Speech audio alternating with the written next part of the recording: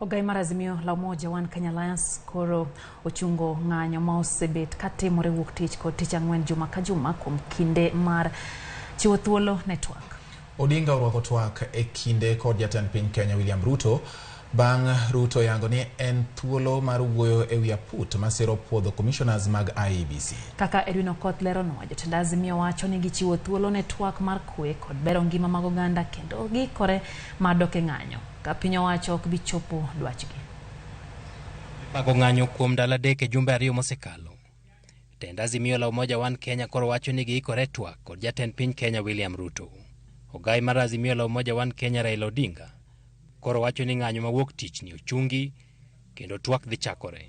Mr. Ruto has asked me and Azimio to enter into a constitutional, open-ended and binding dialogue with his government to find a resolution to the issues that we in Azimio have raised about the last year's election and the key governance and the cost of living issues facing our country.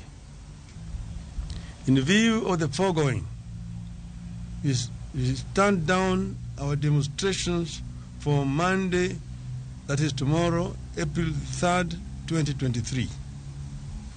But in doing so, we want to emphasize that the right to assemble, to demonstrate, petition, and to speak are ironclad as provided for in our Constitution.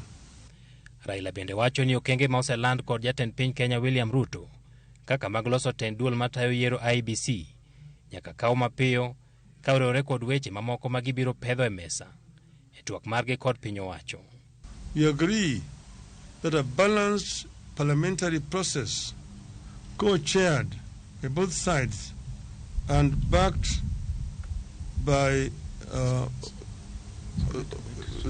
experts from outside should proceed. In our view, this committee must be composed with immediate effect, with strict deadlines for resolving the crisis facing the country. Kata kamano tend Azimio wacho ni thuolo mar juma achiel mabiro gibiro nono kaka twak dhi nyime to ka ok odhi kaka gidwaro gibiro dok e ng'anyo kendo. Should there be no meaningful engagement or response from Hon Ruto to our counter offer, we resolve to resume our demonstrations after 1 week. We have said several times that demonstrations, picketing, processions, petitions are enshrined in our Constitution.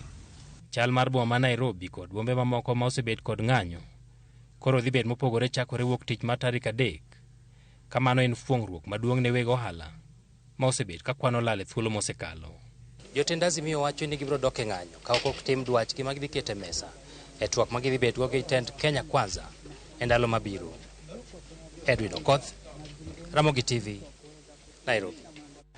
Ramogi magi owacho mana e kinde